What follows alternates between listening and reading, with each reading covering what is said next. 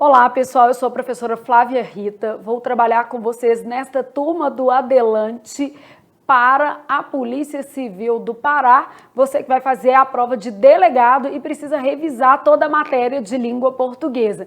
Então, nós vamos aqui, a partir de questões, revisar os diversos conteúdos cobrados pela organizadora Instituto AOCP aqui no Adelante. Todo mundo animadíssimo para conhecer o perfil, então, do Instituto AOCP.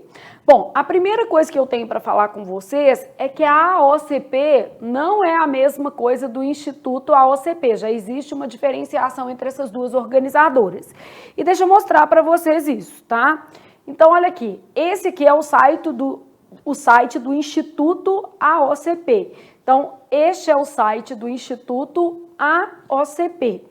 E aí, se você quiser saber quais os concursos estão abertos no Instituto AOCP, você vai ter uma noção aqui pesquisando os concursos. E aqui do outro lado, eu deixei a abinha da AOCP Concursos. As provas da AOCP costumam ser mais fáceis. As provas do Instituto AOCP costumam ser um pouco mais complicadas. Então, nós vamos trabalhar ao longo deste curso com a organizadora Instituto AOCP. É porque às vezes você vai filtrar questões em um site de concursos, né? Em um site de questões e encontra essas duas nomenclaturas, tem alguma dúvida. Então a primeira coisa já é explicar a você que são duas organizadoras realmente diferentes e que nós vamos trabalhar o Instituto AOCP e essa banca tem questões um pouco mais elaboradas, beleza? Então, a nossa base aqui vai ser falar do Instituto AOCP. Primeira coisa que eu tenho para falar com vocês acerca do perfil da organizadora. Qual é o perfil da banca que nós conhecemos como Instituto AOCP? O que ela cobra mais, né?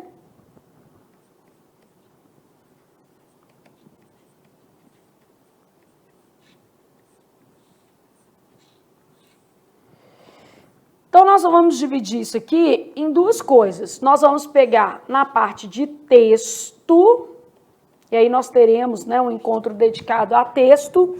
Então, nós vamos pegar na parte de texto. A sua banca cobra inferência simples, que seria o que se pode depreender do texto, tá? Tipologias textuais,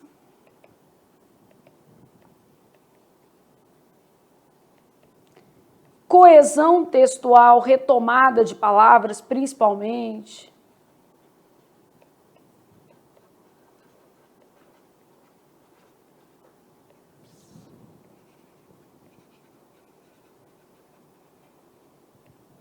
Então, eu tenho inferência simples, tipologia textual, coesão textual por meio da retomada de palavras. Ainda posso cobrar tipologias.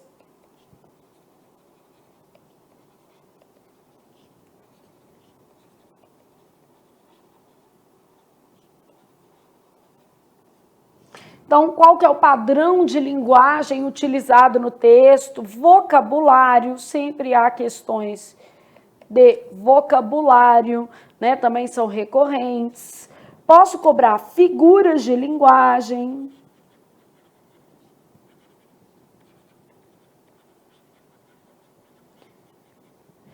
Então, beleza. As questões de texto, elas costumam envolver conteúdos gramaticais. Então, já é uma coisa que a gente tem que ficar um pouco atento também, porque a banca mistura essas duas abordagens, tá?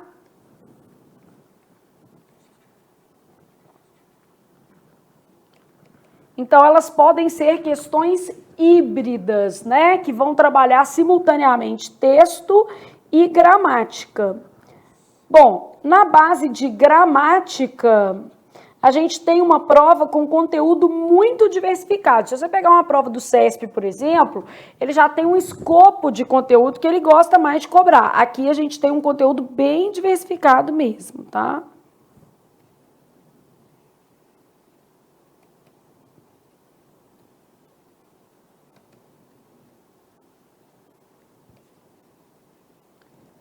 Provas bem elaboradas, provas mais complexas, tá? Então, aqui, ó, a gente vai ter questões complexas do ponto de vista gramatical. Não é fácil, tá? Isso aqui não.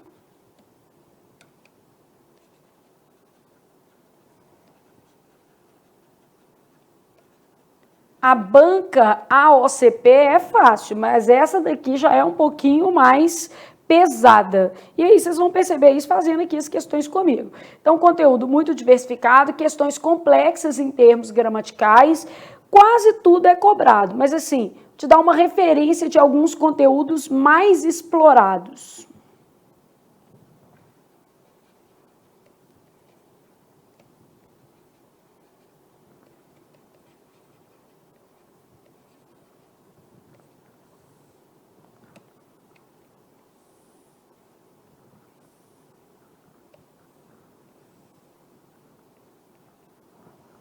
Então, a gente tem lá muitas questões de acentuação, muitas questões de fonética, dígrafo, ditongo, né? Então, a gente acha que isso aqui não cai, mas nesta organizadora cai.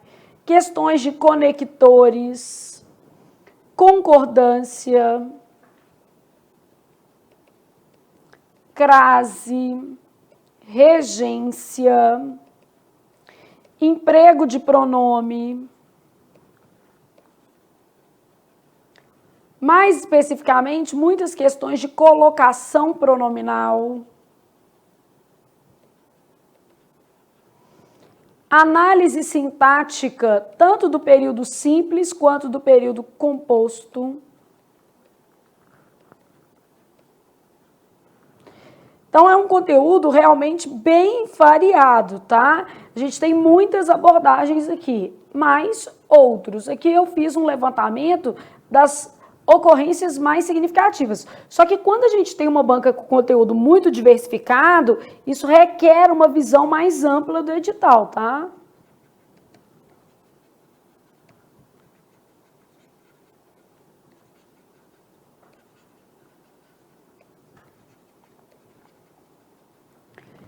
Outra coisa importante, a mesma questão pode abordar diversos conteúdos, porque é muita questão de item.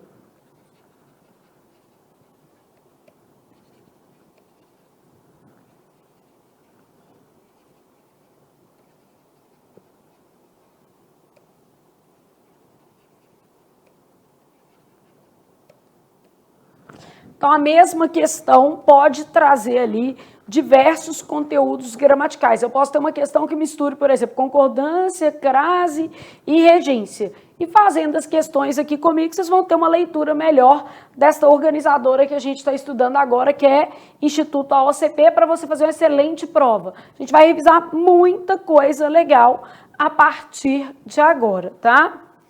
Bom, então vamos trabalhar aqui a nossa primeira questão, que é sobre o uso de hífen. Assinale a alternativa incorreta.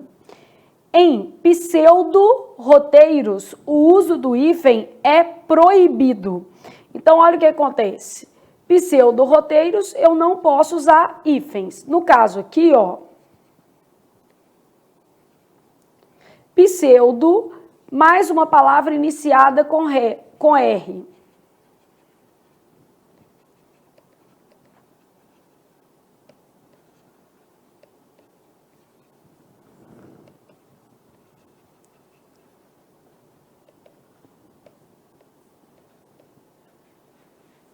Duplica-se o R. Então, o uso do hífen é proibido, verdadeiro isso aqui. Essa daqui está verdadeira. Depois eu tenho, em pseudo-roteiros, o uso do hífen é opcional, falso. Poucas palavras apresentam hífen opcional, mas existem palavras que apresentam hífen opcional. Por exemplo, sub-humano,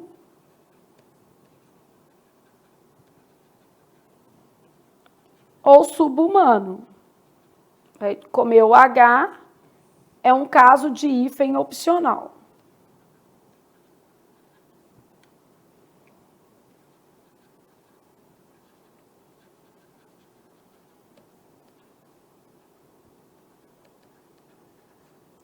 Então, subhumano ou subhumano é um caso de hífen opcional. Então, em pseudo-roteiros, o uso do hífen é opcional. Como estava pedindo a incorreta, a nossa resposta já vai ser essa daqui, né? Em pseudo-roteiros, a junção dos termos pseudo e roteiros, verdadeira, né? Em tão adorado, odiado Leblon, o hífen une palavras com sentidos opostos. Adorado, odiado, palavras antônimas, né? Aqui cobrou uma questão de significação, ó.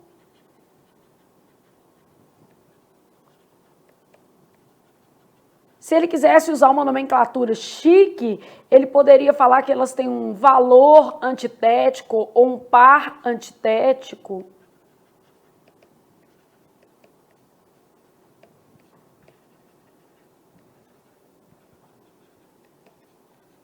Poderia falar uso de antítese no adjetivo, né? Então, o tão adorado, odiado Leblon, o hífen une palavras com sentidos diferentes, verdadeiro. Em posts denúncias, o hífen une palavras que juntas possuem o mesmo significado que posts denunciativos. Então, posts denúncias que servem para denúncia, posts denunciativos que servem para denúncia. Então, a ideia aqui é de posts que servem para denúncia.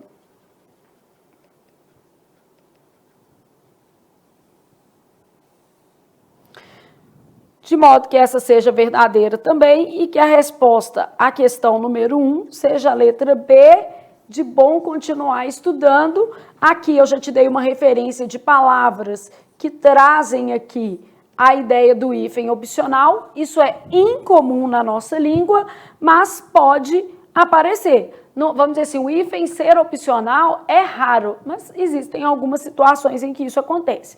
Bom, como a questão, ela trabalhou hífen, né? Ela começou assim, ó, sobre o uso do hífen, assinale a alternativa incorreta. Eu vou aproveitar essa questão para revisar algumas regras relativas ao conteúdo de hífen com vocês. Então, aqui nós vamos revisar algumas regras pertinentes ao uso de hífen, né? Tal como a sua questão cobrou, né? A questão trabalhava hífen, a gente vai aproveitar aqui para falar do uso de hífen. Então, aqui, ó, vou separar 5 regras que são bem cobradas.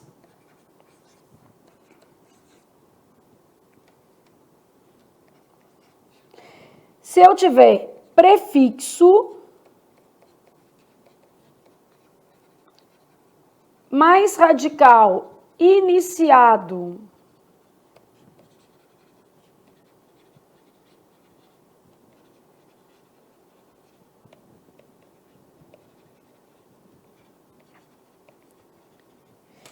então, prefixo mais radical iniciado por vogal igual, use o hífen.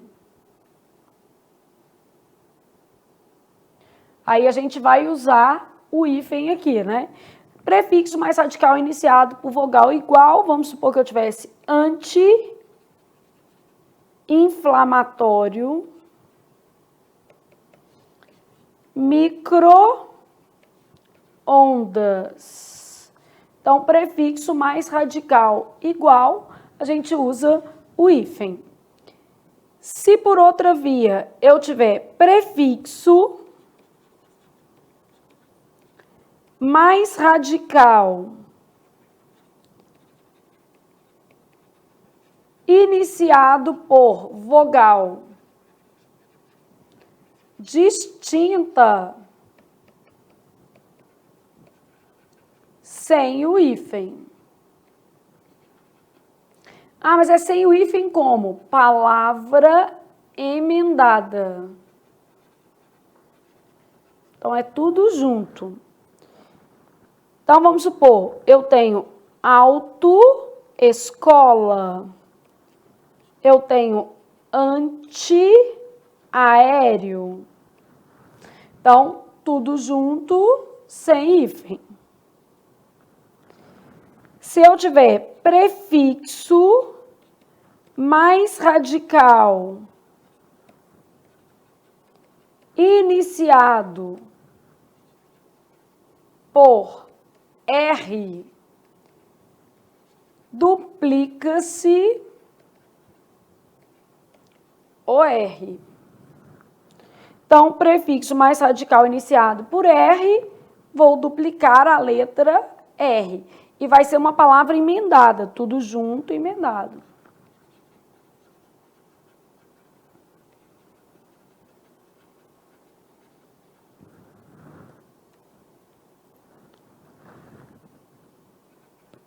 Contra razões, uma palavra bem típica do direito, né? Correu, por exemplo, aí a pessoa acha que está escrito correu, né? Microrregional. Se eu tiver prefixo mais radical iniciado por S, o que acontece? Duplica-se o S. E eu vou ter também uma palavra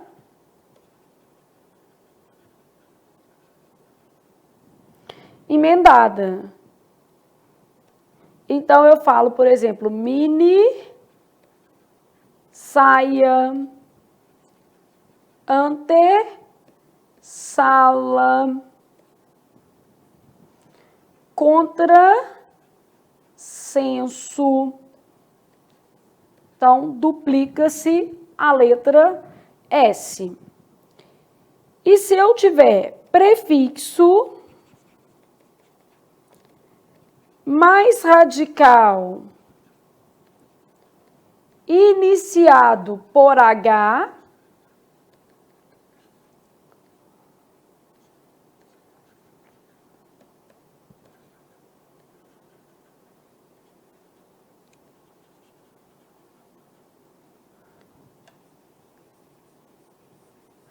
vou colocar aqui, ó. Vou colocar uma observação só para você entender aqui. Prefixo mais radical iniciado por H, usa-se o hífen. Então, aqui eu vou ter que colocar o hífen. Vou colocar igual, use o hífen. Então, eu vou colocar, por exemplo, super, homem, anti-herói. Agora aqui, ó, vou colocar uma observação que é o seguinte. Se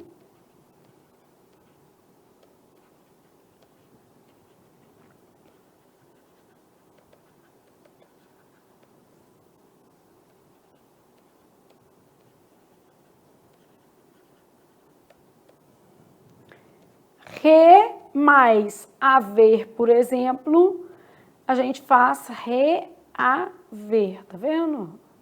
O H foi suprimido. Então, se o H for suprimido, será sem hífen. Então, essa que vai ser a nossa lógica aqui. Prefixo mais radical iniciado por vogal igual,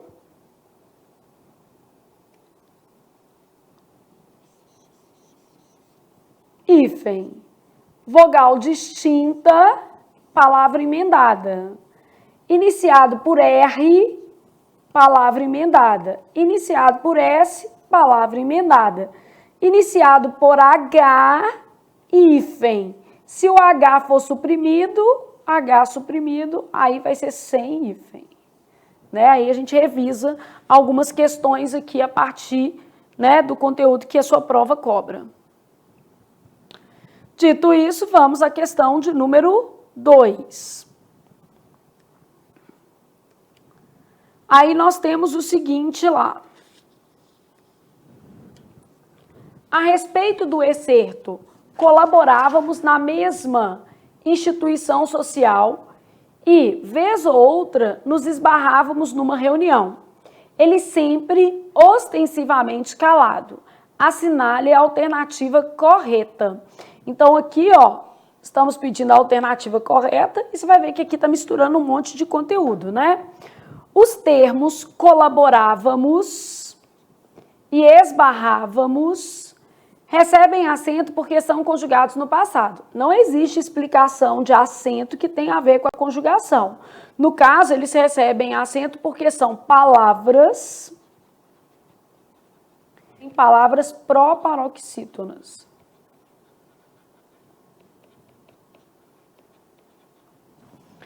Então, não existe uma explicação em que possamos dizer que as palavras recebem acento por serem verbos conjugados no passado. O que acontece aqui, ó, os termos colaborávamos e esbarrávamos recebem acento porque são palavras proparoxítonas. Todas as proparoxítonas são acentuadas. Então, a lógica aqui é porque são palavras proparoxítonas. Os termos colaborávamos e esbarrávamos no pretérito imperfeito poderiam ser substituídos por colaboramos e esbarramos no pretérito perfeito sem que isso modificasse o sentido do excerto. Tem um negocinho que se chama carga semântica de verbo.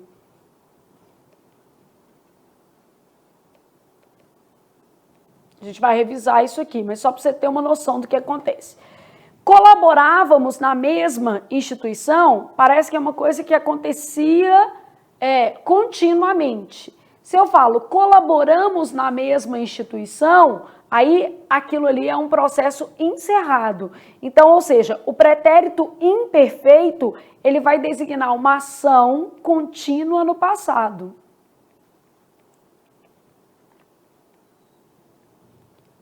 Já o pretérito perfeito vai designar uma ação pontual no passado.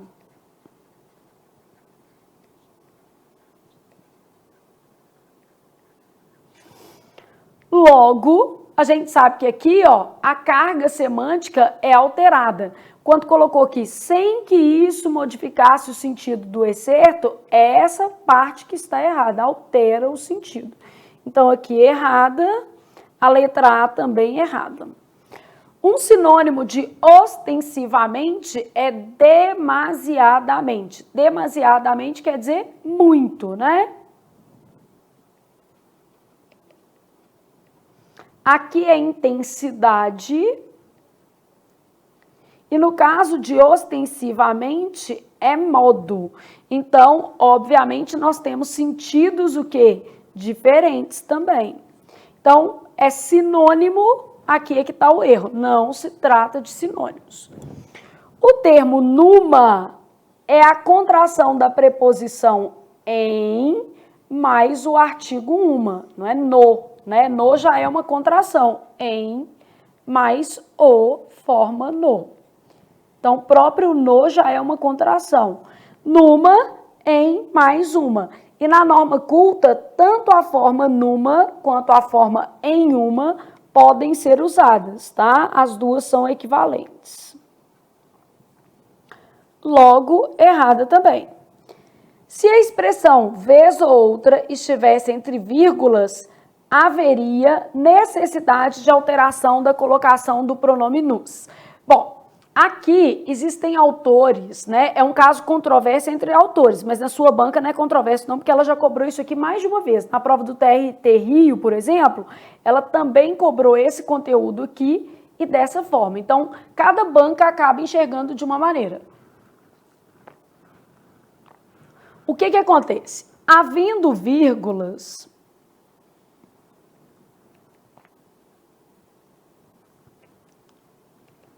evita-se a próclise. A regra é assim. Só que o Instituto AOCP toma como caso proibido. Como é que eu sei que ele toma como caso proibido? A gente vai fazendo as provas e vai percebendo isso aqui, ó. Já caiu outras vezes e a banca tem por hábito entender que depois de vírgula não se usa pronome oblíquo. Então, E, vez ou outra, isso é uma expressão de natureza adverbial, ele quer pegar isso aqui, esbarrava-nos, né? Aí vai ter que cortar esse S aqui, numa região. Então, haveria necessidade de alteração da colocação do pronome nos encliticamente. Então, nesse caso aqui, até por eliminação também eu faria. Mesmo que o aluno fale assim, eu não concordo com a banca ter essa visão. Tá bom, mas por eliminação você faria, porque as demais alternativas são erradas. Então, vamos dizer assim, o Instituto AOCP, ele traz outras provas em que o uso de pronome após a vírgula é tomado como caso que proibido. Então, se o Instituto AOCP já faz isso, né, na prova do TRT Rio caiu assim, eu não tenho problema algum em considerar. Eu até brinco, gente, eu não estou aqui propriamente para ensinar português de acordo com a minha cabeça. Eu estou aqui para tentar ensinar português de acordo com a sua banca, porque é ela que vai mandar no seu certame. Então, para o Instituto AOCP, havendo vírgula, proíbe-se a próclise, ou seja, você não pode colocar o pronome depois da vírgula. A regra, na maior parte das gramáticas, não é redigida dessa maneira. Se você fizesse uma prova do CESP, por exemplo, o CESP tem um pouco mais de rigor conceitual, muito provavelmente ele não consideraria isso como caso proibido. A FCC do mesmo modo. Ele consideraria no máximo como um caso a ser evitado. Então, o uso do pronome depois da vírgula deve ser evitado. No caso do Instituto AOCP, já houve outras provas nesse sentido e a sua banca vem tratando como caso proibido, beleza? Então, é uma característica da sua banca mesmo, tá? Vamos aproveitar para revisar, a partir da questão que a gente viu aqui, a carga semântica de verbo, tá? Porque aí a gente já consegue fazer algumas revisões sobre carga semântica de passado. Então, nós vamos revisar aqui carga semântica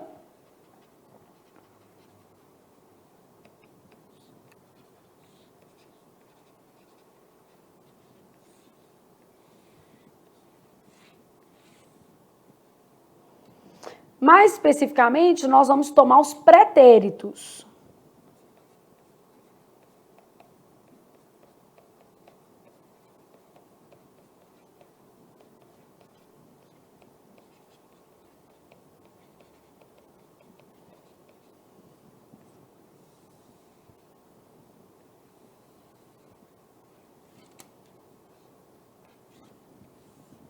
Então, eu tenho o pretérito perfeito do indicativo,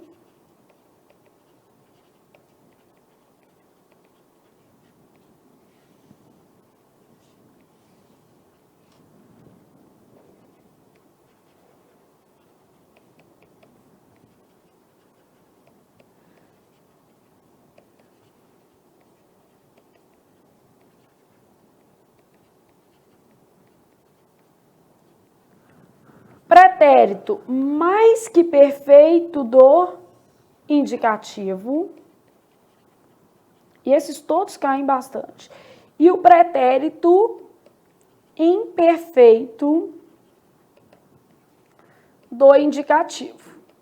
Para reconhecer os pretéritos, né, a gente precisa ter uma noção das desinências.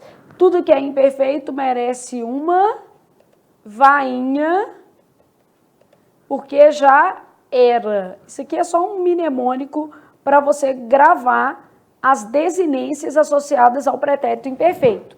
O mais que perfeito tem uma desinência ra, e aqui é mais variável, então a gente não vai colocar todas as desinências. Eu posso colocar aqui, ó, i, mas pode variar.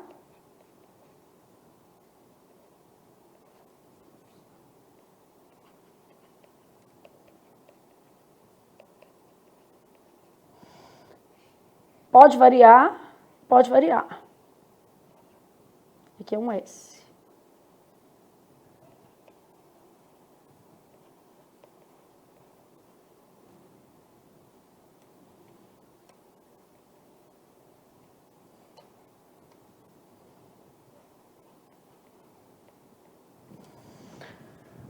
Então, eu tenho pretérito perfeito do indicativo, pretérito mais que perfeito do indicativo e o imperfeito do indicativo. E vou trabalhar aqui na base a carga semântica desses pretéritos, tá? Pretérito perfeito do indicativo marca uma ação acabada, né?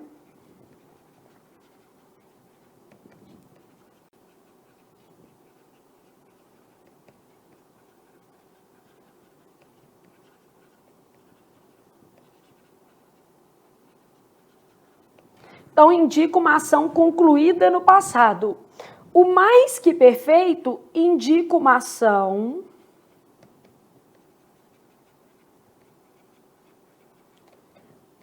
anterior a uma outra ação passada.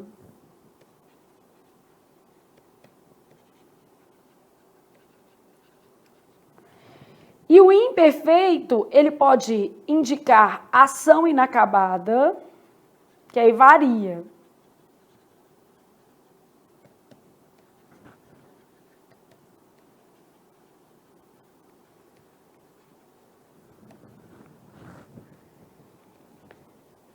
Ação vaga no passado.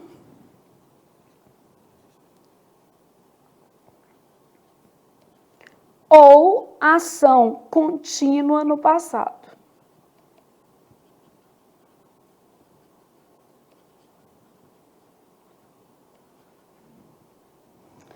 Então, eu posso ter todas essas possibilidades. Uma ação inacabada, uma ação vaga no passado ou uma ação contínua no passado aqui. Todas essas opções existem em termos de pretérito. Vamos supor que eu tivesse aqui, ó,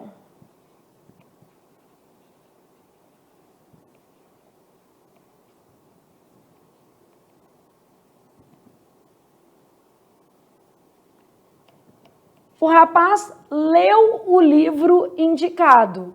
Leu quer dizer que concluiu a leitura, não vai ler novamente, não é um processo em andamento, tá? Aqui, ó, o rapaz lera o livro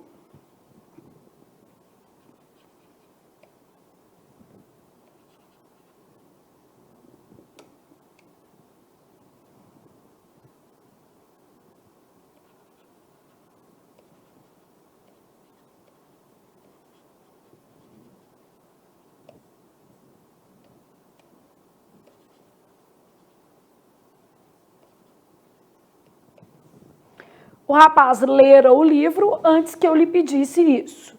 Antes que eu lhe pedisse, então eu pedi, mas antes de eu pedir ele já tinha lido. Então, uma ação anterior a outra ação igualmente o quê? Passada. Vamos supor que eu tivesse isso aqui, ó. Plantara os frutos que colheu. A ação de colher é posterior à ação de plantar. Então, plantara, pretérito mais que perfeito, e colheu o pretérito perfeito do indicativo, beleza? E aqui, pretérito imperfeito, eu posso ter uma ação inacabada, eu posso ter lia o livro quando ele chegou. Então, a ação é inacabada, interrompida, né? Eu posso ter uma ação vaga, era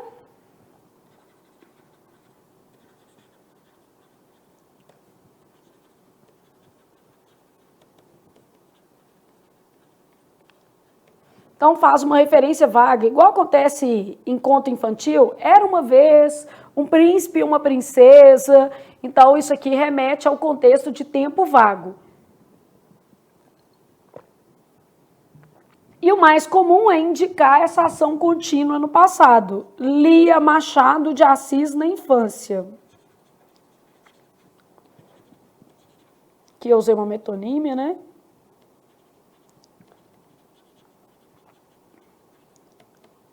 Então, lia Machado de Assis na infância, basicamente, o que eu vou ter? Era um hábito, era uma ação habitual. contínua no passado. Então, pode indicar uma ação não concluída, uma ação vaga ou uma ação habitual passada. Todas essas possibilidades aqui existem para o pretérito imperfeito. Logo, gente, a substituição, por exemplo, de um pretérito perfeito pelo imperfeito sempre implicará alteração de sentido. Então, se eu trocar um perfeito que indica uma ação concluída por um pretérito imperfeito, eu vou ter alteração de sentido, beleza? Então, pensa nas questões semânticas, eventualmente a frase ainda pode ficar incoerente, pode ter erro. Então, revisamos essa partezinha que tinha a ver com o conteúdo da sua questão, né? Sua questão aqui trouxe esse item, ó, esbarrávamos, pretérito imperfeito, por causa desse vá, não é isso? Esbarrávamos e colaborávamos no imperfeito, poderiam ser substituídos por colaboramos e esbarramos, que são formas de pretérito que perfeito, sem que isso modificasse o sentido. Por que está errado? Porque, na verdade, haveria alteração de sentido, beleza? Então, você consegue perceber aqui que a sua banca, ela mistura várias o quê? Questões. Ela traz muitas possibilidades aqui de questões para você e ela vai ajustando diversos conteúdos.